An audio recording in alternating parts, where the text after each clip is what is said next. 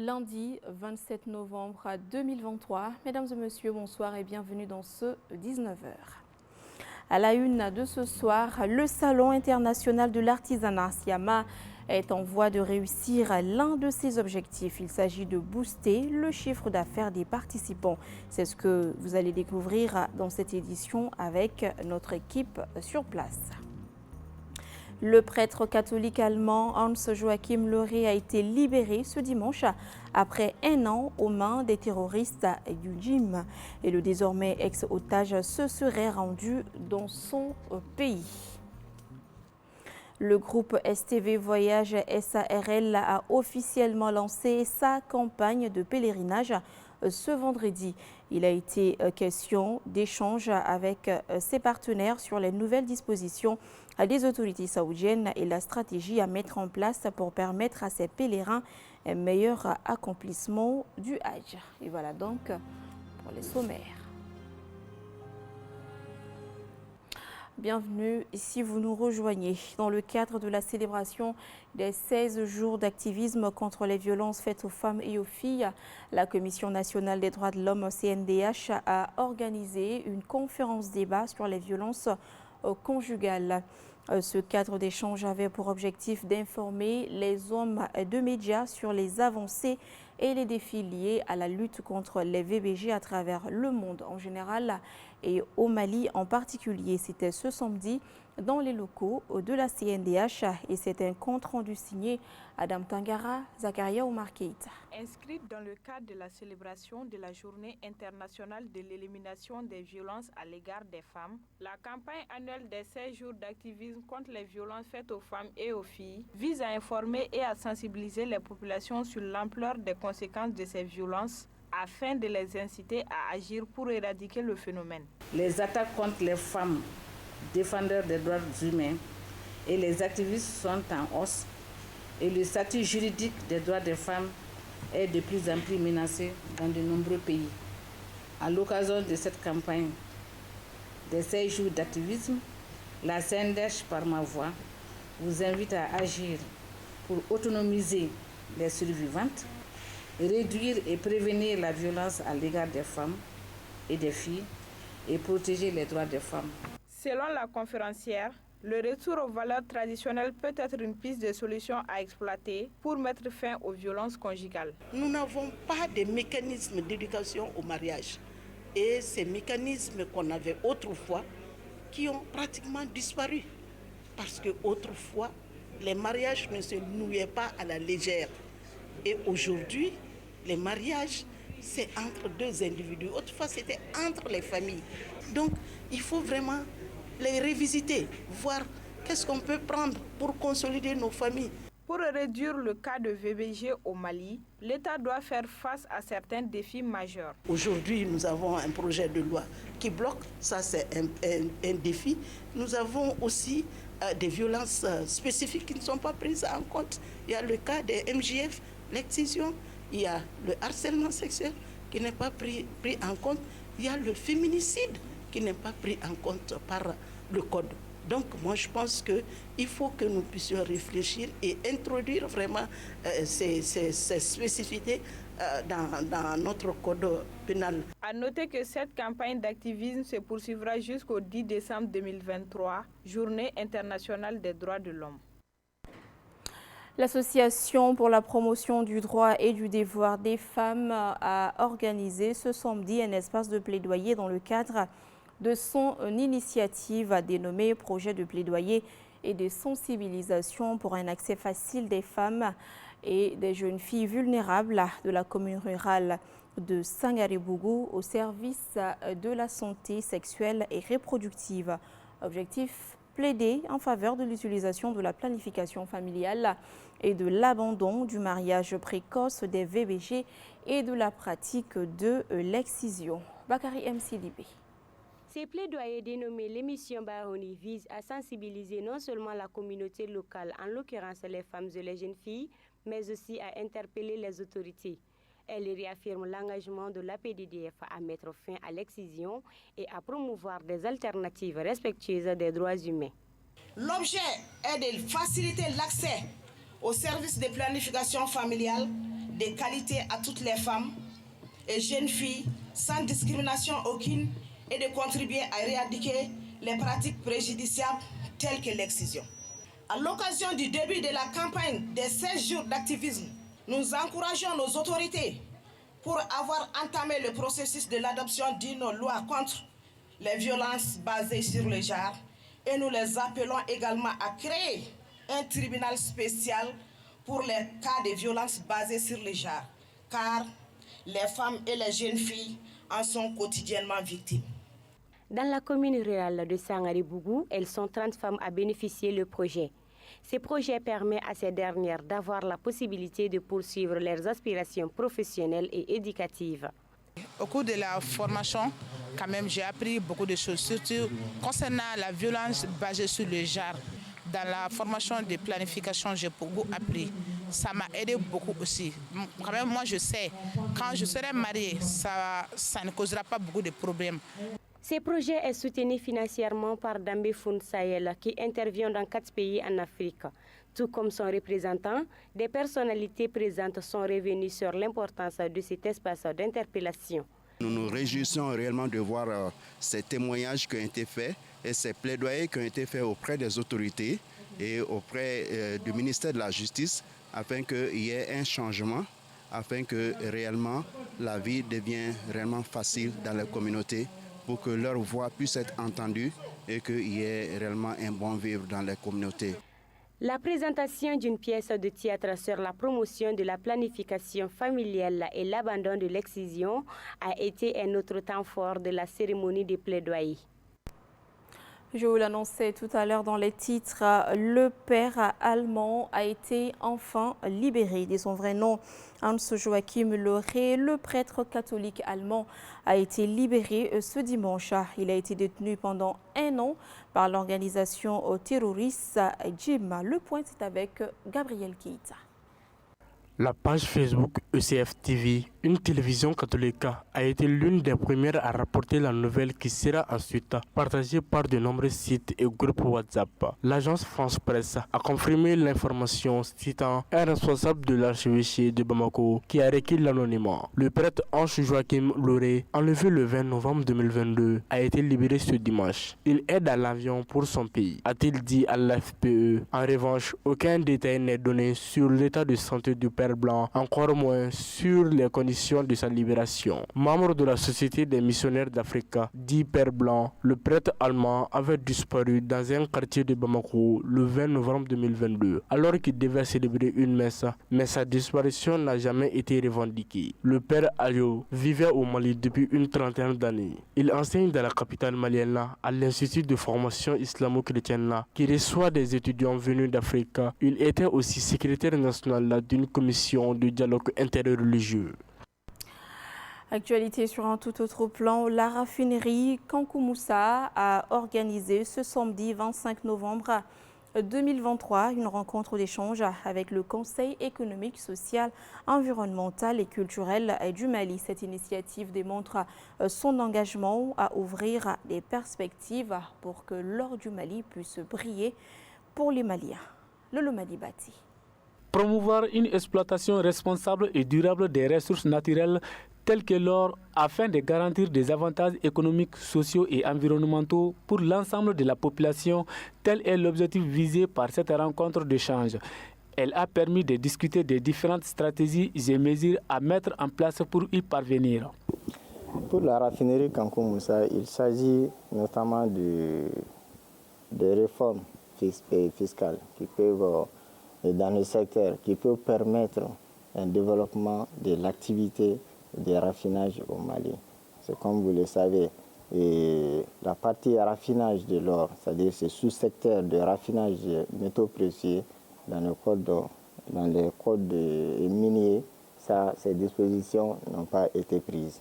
Avec la nouvelle dynamique du pays, nous avons espoir que les choses vont changer et que la raffinerie puisse enfin avoir à hauteur de souhait de la matière première qui est de l'or et pour pouvoir processer cela et créer toute la valeur ajoutée qu'il faut avec. En plus du dialogue entre la raffinerie Kankou Moussa et les conseils économiques, sociaux, environnementaux et culturels pour des solutions innovantes et inclusives qui pourront être envisagées, les acteurs ont eu l'occasion de visiter les différents départements de la raffinerie et ils ont été impressionnés par la qualité des matériels. Je suis ému, je suis émerveillé parce que d'ores et déjà, je vous informe qu'on ne savait pas qu'il y a des raffineries au Mali. Et cette invitation nous a permis de découvrir qu'une raffinerie existe bel et bien au Mali, située à l'aéroport. Donc, et à partir des installations que nous avons pu voir, nous constatons vraiment que les capacités sont même élevées pour pouvoir faire des traitements. Et je vous assure que même les pays voisins peuvent envoyer leurs produits afin de pouvoir subir des traitements et avoir de l'or pur.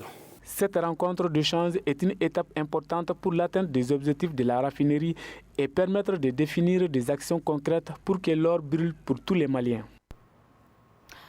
Les activités artisanales sont regroupées en 3 groupes, 8 branches et 40 corps de métier et plus de 400 métiers artisanaux. L'artisanat de production ou de transformation, l'artisanat de service et d'art constituent les 3 groupes. Tout ça pour dire que l'artisanat est un secteur vaste et porteur pour l'économie. Tous ces corps de métier, nous les retrouvons au Siama. Zoom sur quelques artisans avec nos reporters sur le terrain, Assitan Diallo et Fousseini Kamara. En ce 5e jour, on constate une augmentation significative du nombre de visiteurs au parc des expositions de Bamako, où se tient le Salon international de l'artisanat du Mali. Ils viennent à découvrir les merveilleuses créations des artisans ici présents. Donc vraiment, ma réaction est très bonne. Et très bonne d'ailleurs, c'est surprenant. Nous, on est là pour une visite. Vraiment, ce soir, je suis ravi et content aussi de voir tout ce que je viens de voir ici. Vraiment, on doit apprécier les artisans et les saluer aussi. Oui, j'ai aimé la foire. Et j'ai vu des gens qui vendaient des habits et des chaussures. J'ai vu des marchands de jouets aussi. Lieu d'exposition, de rencontres, de brassage culturel, en plus de faire des affaires, ce salon est avant tout l'occasion pour ces artisans de donner une visibilité à leur savoir-faire. Je fais des produits africains, surtout nos tissus. Je viens du Burkina Faso. Ça passe du coton, voilà, qu'on appelle Faso d'Anfani, et le Kokodonda. Je vois que c'est quelque chose qu'on organise pour mettre tous les Maliens au courant de toutes les choses artisanales. Pour qu'ils vont savoir que ce qu'ils ont besoin, eux aussi, ils vont venir trouver. Quelques opportunités se présentent. Il y a des gens que le projet même intéresse. J'ai même eu une proposition d'une agence de communication pour booster ma visibilité sur les réseaux sociaux. Donc, ça vient petit à petit. À côté des artisans, restaurateurs, vendeurs ambulants et gérants de parking se frottent aussi la main. Il y a la viande de chèvre, mouton et du chameau. Bon, du début jusqu'à présent, le marché, ça grimpe. Ça monte petit à petit jusqu'à présent, ça grimpe, quoi. C'est inexplicable et on ne peut même pas en parler de ça parce que déjà, on amène nos marchandises à exposer. Tout le monde voit ce qu'on fait et qu'on fait de la bonne qualité. Moi, je fais les fast-food, shawarma, hamburger, KFC. Et puis, je fais les plats ivoiriens aussi, dokumu, akassa, plat curry. On a eu beaucoup de clients, on ne peut même pas imaginer. Donc, tout est au choix d'énergie. Oui, j'ai bien aimé. J'ai vu des habits et des chaussures, de belles choses. Et à l'ère d'Internet ou du e-commerce, pour séduire de nouveaux clients, les organisateurs misent aussi sur des animations avec des concours de défilés de mode ou des concerts géants avec des artistes pour attirer le plus de visiteurs. Le ministre de la Culture de la Guinée-Conakry a effectué une visite au Salon international de l'artisanat du Mali, Siama, ce lundi. Alpha Souma s'est réjoui de cette initiative malienne et il s'exprime ici au micro de nos reporters sur place. Je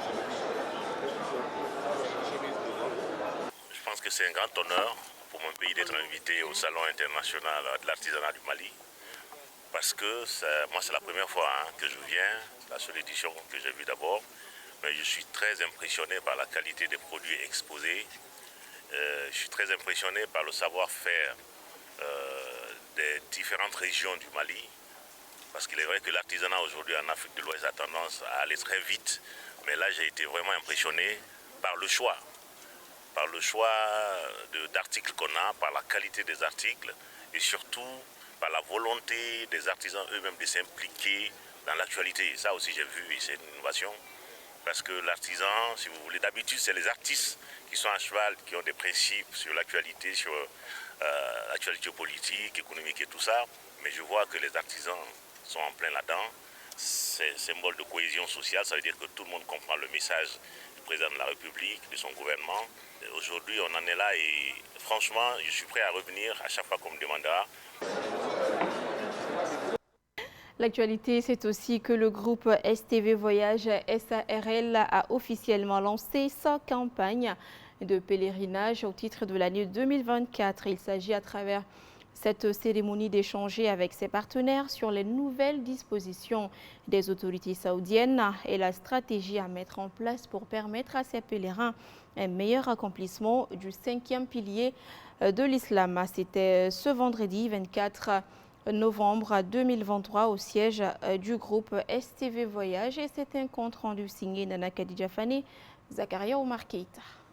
C'est parti depuis ce vendredi pour la campagne du pèlerinage 2024 à la Mecque du groupe STV Voyage SARL. Connu pour son professionnalisme et son sérieux et face aux nouvelles dispositions des autorités saoudiennes dans l'organisation du Hajj, le groupe promet de prendre des dispositions comme à son habitude pour faciliter les déplacements de ses pèlerins. En général, ici au Mali, on ne parle du Hajj qu'après le mois de Ramadan. Avec les nouvelles mesures qui ont été prises par l'Arabie Saoudite, les visas doivent s'arrêter vers la fin du mois de mars. Selon les informations qui nous sont parvenues, vu les restrictions qui sont imposées par l'Arabie Saoudite, les autorités saoudiennes, il fallait faire appel aux partenaires pour qu'ensemble nous puissions prendre toutes les dispositions nécessaires afin d'informer tous nos pèlerins et les parents des pèlerins, et en général tous les musulmans du Mali.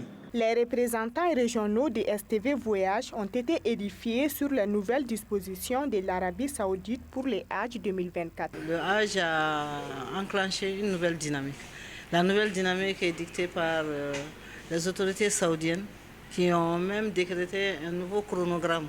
Ce chronogramme qui fait en sorte que le Hajj ne se fera plus comme avant, c'est-à-dire que les choses vont aller très tôt. Ils ont édicté 3 niveaux. Les 3 niveaux, le vert, le jaune, le rouge. Le vert qui se termine en fin octobre, le jaune qui se termine en fin décembre et en fin mars, ce sera la fin des 3 modèles d'organisation du Hajj. Cette année et les années suivantes ne seront plus comme avant. Maintenant, les autorités saoudiennes ont imposé à ce qu'on finisse avec les préparatifs de pèlerinage 3 mois à l'avance. À partir du 20 mars, nous, on ne paie rien pour personne. En tant qu'agence privée, même les filières gouvernementales, ils ne peuvent rien pour personne. Parce que ça, c'est le choix des autorités saoudiennes, avec tout le monde musulman qui organise le pèlerinage. À partir de ce vendredi, des campagnes de sensibilisation sont lancées pour permettre aux candidats au pèlerinage 2024 de prendre les dispositions pour être dans les temps et faire vite les inscriptions en respectant les mesures prises pour cette nouvelle forme d'organisation. De sa création en 2008 à nos jours, le groupe a à son actif des milliers de pèlerins transportés et encadrés aux lieux saints à la Mecque, à l'Umrah et au Hajj. L'association des techniciens de surface secteur santé au Mali a organisé ce samedi une journée de salubrité au CHU Gabriel Touré. À travers cette journée, l'association veut contribuer à l'amélioration des conditions sanitaires dans cette structure de santé. C'est ce que nous dit Gabriel Keïta dans ce compte-rendu. Après la première édition, l'association des techniciens de surface secteur santé au Mali vient une fois de plus d'initier sa deuxième édition de salubrité au CHU Gabriel Touré. L'objectif est de contribuer à l'amélioration des conditions sanitaires dans les structures de santé. Au cours de 2022, on a presque fait les hôpitaux du district de Bamako et ensuite les CCRF et certains CESCOM. Aujourd'hui, nous sommes au sein de Gabriel Touré. C'est une continuité et ça ne va pas limiter là. Notre initiative est d'assainir tous les secteurs de santé du district et du Mali en même temps. Cette initiative de l'association des techniciens de surface secteur santé au Mali a été appréciée à sa juste valeur par le directeur général du CHU Gabriel Touré, qui les exhorte à la pérennisation de ces actions. Du fait que la profession des nettoyeurs dans les hôpitaux n'était pas une profession assez valorisée. Donc l'association est en train de montrer non seulement à la nation et au monde entier qu'il n'y a pas de sot métier. Et ça, c'est très très important. Et tout le monde connaît la place du nettoyage au sein des hôpitaux. Même dans la société tout court, le nettoyage a une place prépondérante. Plus particulièrement à Gabriel Touré, on sait qu'il y a à peu près 3000 personnes qui rentrent et qui sortent à Gabriel Touré par jour. 3000 personnes qui rentrent et qui sortent, tout le monde sait que ça c'est une grande quantité de déchets. Il faut forcément des personnes pour pouvoir nous en débarrasser. Donc leur initiative est salutaire. Je tiens à les remercier du fond du cœur pour qu'ils puissent persévérer dans cette œuvre qui est une œuvre noble. Si tout le monde donnait un peu de soi-même, je crois que ce pays-là ira très loin. A rappeler que depuis sa création, l'association des techniciens de surface secteur santé au Mali a déjà organisé dans plusieurs régions du pays des journées de salubrité dans les secteurs de santé dans le seul but d'offrir aux travailleurs et usagers des cadres sains. Ce dimanche 26 novembre 2023 s'est tenue à Abidjan, en Côte d'Ivoire, dans la commune des Affaires Le Plateau, la cérémonie de soutien aux forces armées et de sécurité et aux autorités de la transition. À sa tête, le colonel Assimi Goïta. La cérémonie a été présidée par le président du Haut Conseil des Maliens de la Côte d'Ivoire. Je vous propose ici de suivre le compte-rendu de notre correspondant depuis Abidjan, Ibrahim Traoré. En novembre 2023, l'armée malienne a pris position dans la ville de Kidal. Désormais, l'ex-bastion des séparatistes est enjeu majeur de souveraineté. Cet exploit historique a été au centre d'un rassemblement du Haut Conseil des Maliens de la Côte d'Ivoire, qui a réuni nos ressortissants à Abidjan pour célébrer cette victoire tant attendue. Par cet appel, M. Moulay, je voudrais juste qu'ensemble, nous venons ici et maintenant remercier nos forces de l'ordre et de sécurité pour leur vaillance, leur bravoure et leur savoir-faire stratégique. Nous sommes là pour magnifier la reconnaissance de la communauté malienne et du Haut Conseil des Maliens de Côte d'Ivoire à l'endroit du gouvernement de transition pour avoir équipé notre armée de moyens militaires, terrestres et aériens de dernière génération. Le consul du Mali à Abidjan, très heureux, a tenu à assister à cette cérémonie pour remercier les autorités. Moi, je suis un homme heureux aujourd'hui qui assiste à la manifestation de soutien des Maliens de Côte d'Ivoire envers nos forces armées, envers nos forces de sécurité qui ont eu l'exploit de reconquérir la ville malienne de Kidal. Selon l'invité d'honneur du président du Haut Conseil des Maliens de la Côte d'Ivoire, le Mali est un pays qui fait la fierté de toute l'Afrique.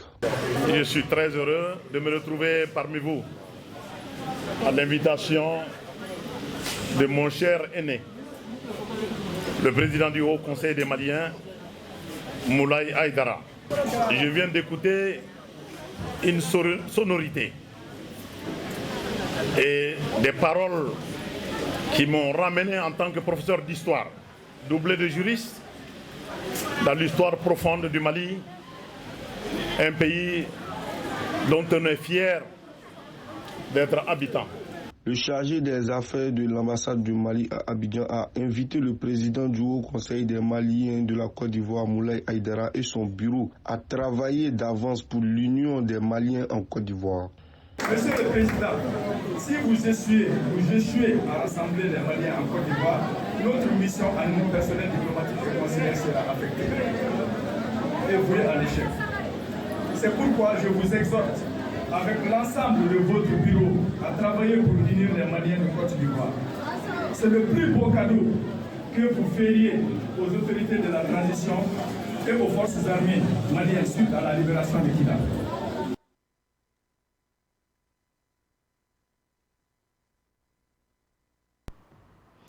Sport, football, à quelques semaines du coup d'envoi de la Coupe d'Afrique des Nations, le Mali connaît un nouveau revers. Après Ibrahim Koné, malheureusement, c'est Cheikh Oumar Doucouré qui est out après une grave blessure contractée le samedi dernier lors des matchs de championnat anglais.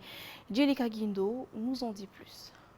En effet, l'international malien Cheikh Doucouré, joueur de Crystal Palace, s'est blessé ce week-end, gravement a priori.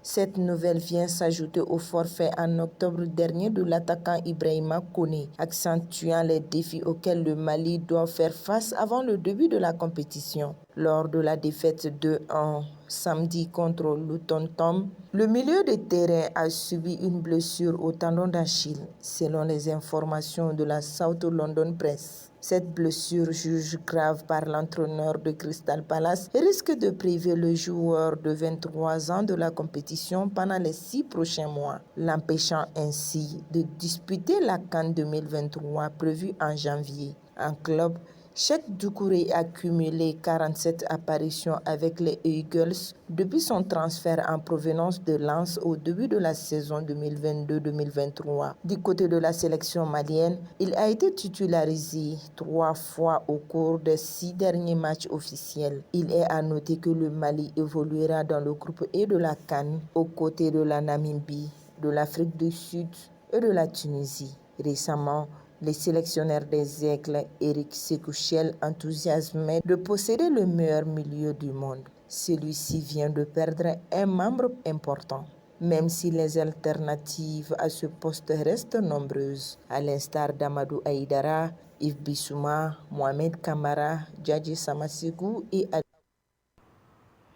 Et voilà, ce journal est terminé. Merci à tous ceux qui ont contribué à sa réalisation. Grand merci à vous de l'avoir suivi et merci de votre fidélité. Fidélité que vous allez réitérer, j'ose espérer, demain à la même heure. Bonsoir.